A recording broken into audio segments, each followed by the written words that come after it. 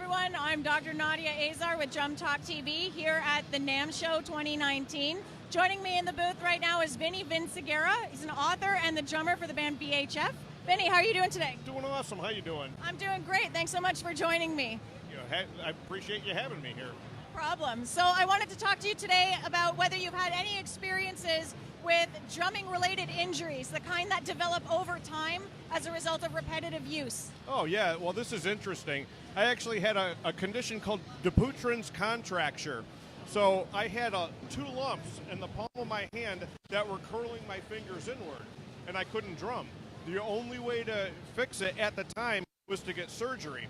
So I actually have scars on my hand here and here, and based on that, I couldn't drum for about 6 years.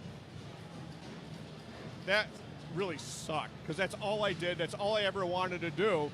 So now here I am. I can't play drums. What do I do? So I picked up computer engineering. That's a whole other story.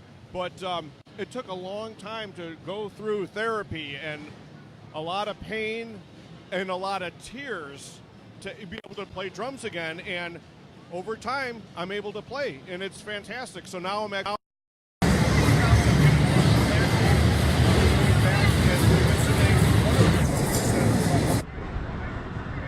to help get me in shape, and I'm going to try to help as many other drummers out there to recover. And even if the doctor tells you no, because I had multiple doctors tell me I'd never drum again, don't listen to them. They're all full of crap. Okay, well, I'm really glad to hear that you have a success story. I'm not that kind of doctor, so. I'm really glad to hear you were able to have some success with that and get through the rehabilitation and get back to something that you love. So can you tell me a little bit about that rehabilitation process? Like, what did they have you doing? Well, they told me I couldn't play, so they were more focused on just getting my hands working again. So the very first thing I had to do is basically put my hand in a bowl of dry rice, and I'm just squeezing dry rice. And I would do that about 10-15 minutes a day, and that turned into a tennis ball. And then I would try to pick up a drumstick. Now, I could hold the drumstick fine. I never had an issue with range of motion after the surgery. But once I hit that drumstick on a snare drum, a bass drum, a cymbal, I'd have a pain shoot straight up my arm, and I would start sweating, and I just couldn't do it. It just hurt. So I went back and played on a pillow.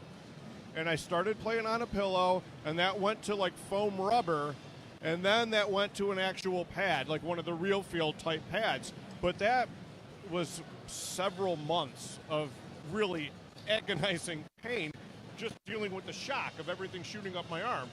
I did talk to a doctor after that about we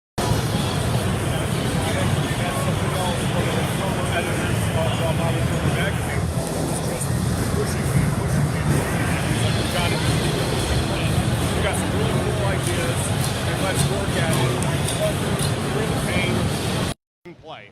And that's the advice I took from Bill, and here I am X amount of years later, 10 years later, now I'm drumming again. So it's perseverance. I mean, if you want to do it, you can, and if you don't want to do it, well, there's your easy way out. No doubt perseverance is part of it. I mean, normally we would never tell someone to play through the pain, because if you're hurting, that's a signal from your body that something's wrong. But perseverance in the sense of, like, keep trying. Like, I'm sure it was a gradual thing where you'd play up to the point where you were in pain, then you take some breaks and you stop.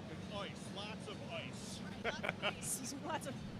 And yeah, so it's not so much that you were playing through the pain and ignoring it, but you were managing it in a way that allowed you to continue building up your tolerance to be able to get there. Am I right? So yes, and it would be like I would play drums for 1 minute and it would hurt and I'd stop, and then the next time I try maybe 2 minutes, and it was a long process. It's really easy to quit when it hurts, but I wanted to play again. Very interesting story. So when you were learning how to play the drums, when you were taking formal lessons and things like that, did your teachers ever tell you anything about how to try to prevent playing-related injuries or how to avoid them? No. And I had so many different teachers that never really worried about proper technique and positioning. Some of these guys just wanted that weekly paycheck. I started to learn later on as I got older. So then I had to reach out and find other teachers that were more serious about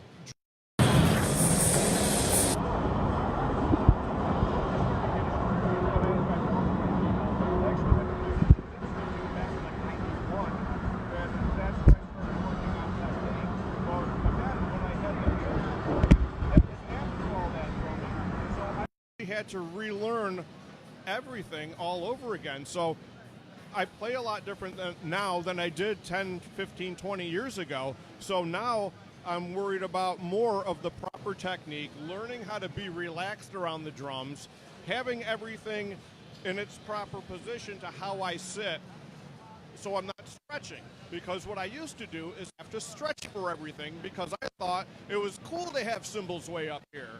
You know, and it's like, no, now I'm playing to be relaxed, and, you know, that's what I'm learning. So it's a constant learning process. So I would love to get in touch with more drummers that are injured or had injuries so I could help them out. I actually helped a guy down in Florida who had a bad car accident and had bad spinal injury. So he had the same thing. He could never drum again because he's used to setting up his drums a certain way. And when he sat a certain way, he was stretching. So oddly enough, he saw the ad there, one of the lessons I wrote in Modern Drummer magazine, and he reached out to me because it said I was living in Florida. We happened to be in the same town, so I went to his house and I said, set up your drums for me, let me see what you look like. And I'm like, I can see that you're twisted. If you have a spinal injury and you're playing like this, that's a problem. So we took everything from sitting in the chair, putting a snare drum in front of you, then moving the bass drum where it should be. Where does your arm go when you want to play the ride cymbal? You don't normally want to sit here, so let's lower things. Let's bring everything closer to you so you don't have to stretch. So some of the stuff I learned, I was able to pass it on to one guy. I hope I can pass it on to others. I think that would be so helpful, and you make a really great having to have someone come and look at you and the way that you're set up. Like maybe somebody on outside might see things that you yourself can't see. You know, just thinking about it yourself. So that's a really great example of something that someone can do. So last question, do you have any advice for drummers out there now, some parting words about maybe how they can maybe keep themselves healthy? Well, obviously learn from my mistakes. Diet, exercise, and staying pretty much clean and sober, that really should help you out. Take it serious as a job. You can't go to your job wasted, don't show up to a gig wasted, don't practice wasted. You know, pretty much that's what I try to abide by. Well, thank you so much for sharing this with us today. I really appreciate it. And thanks to all of you for watching me, Dr. Nadia Azar, with Vinny Vinciguerra on Drum Talk TV. Stay tuned for more interviews from myself and the Drum Talk TV team.